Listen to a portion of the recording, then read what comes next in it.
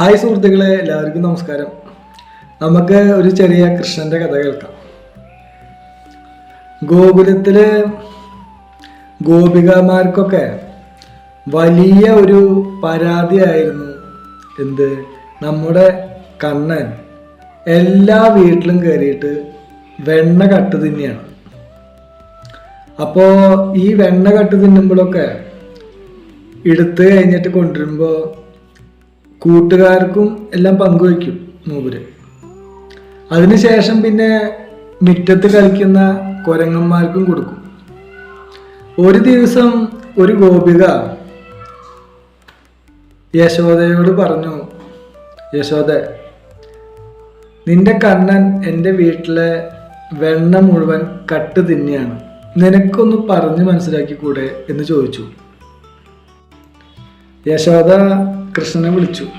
എന്നിട്ട് ചോദിച്ചു, കണ്ണ, നീ വെണ്ണ കട്ട് തിന്നോ? ഉടൻ തന്നെ കണ്ണൻ പറഞ്ഞു, ഞാൻ വെണ്ണ കട്ട് തിന്നിട്ടില്ല, എന്നോട് ഗോപികമാർക്കെല്ലാം വെറുപ്പാണ്, അതുകൊണ്ടാണ് അവർ അങ്ങനെ പറയുന്നത് എന്ന് പറഞ്ഞു.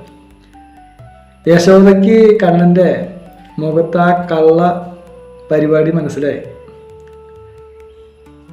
യശോദ പറഞ്ഞു, കണ്ണ, നീ കള്ളം പറയുകയാണ്, നിന്റെ മുഖത്ത് വെണ്ണ ചുണ്ടത്തൊക്കെ പറ്റി പിടിച്ചിരിക്കുന്നത് ഞാൻ കാണുന്നുണ്ടല്ലോ എന്ന് പറഞ്ഞു.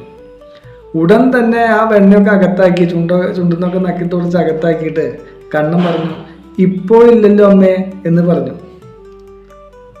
ഈ മറുപടി കേട്ട്, ഈ നിഷ്കളങ്കമായ മറുപടി കേട്ട് പരാതിപ്പെടാൻ വന്ന ഗോപികമാരെല്ലാം ഒരു നിമിഷം ചിരിച്ചുപോയി.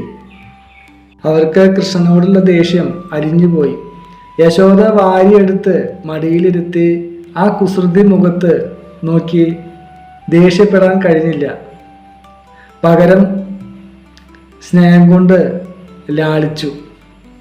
യശോദയ്ക്ക് മനസ്സിലായിരുന്നു, കൃഷ്ണൻ വെണ്ണയ്ക്ക് വേണ്ടിയിട്ടായിരുന്നില്ല, എല്ലാവരെയും സ്നേഹത്തോടെ ബന്ധിപ്പിക്കാനാണ് കൃഷ്ണൻ ആ ലീലകൾ നടത്തിയത് എന്ന്. കഥയുടെ സാരം: ഈ ലോകം മുഴുവൻ നിറഞ്ഞു നിൽക്കുന്ന പരബ്രഹ്മമാണ് ശ്രീകൃഷ്ണൻ. എങ്കിലും അമ്മയുടെ സ്നേഹത്തിന് മുന്നിൽ അദ്ദേഹം കീഴടങ്ങുന്നു. വെണ്ണക്കണ്ണനായി കൃഷ്ണൻ അവതരിക്കുന്നത് വെറും കുസൃതിക്കളിയുടെയല്ല, മറിച്ച് തൻ്റെ ഭക്തരുടെ ഹൃദയം സ്നേഹം കൊണ്ട് നിറയ്ക്കാനാണ്. ഭക്തി എന്നത് വലിയ പൂജകളോ ആചാരങ്ങളോ മാത്രമല്ല, മറിച്ച് ഒരു കുട്ടിക്ക് നൽകുന്ന സ്നേഹത്തിനും വാത്സല്യത്തിനും അർപ്പിക്കാൻ കഴിയുന്ന ഒന്നാണ് എന്ന് ഈ കഥ നമ്മെ ഓർമ്മിപ്പിക്കുന്നു. ഈ കഥ ഇവിടെ അവസാനിക്കുകയാണ്. മറ്റൊരു മനോഹര കഥയുമായി വീണ്ടും ഞാൻ വരുന്നതായിരിക്കും. അതുവരെ ഭഗവാന്റെ സ്മരണയിൽ ഇരിക്കാം. അപ്പോൾ എല്ലാവർക്കും നന്ദി. Thank you. Bye bye.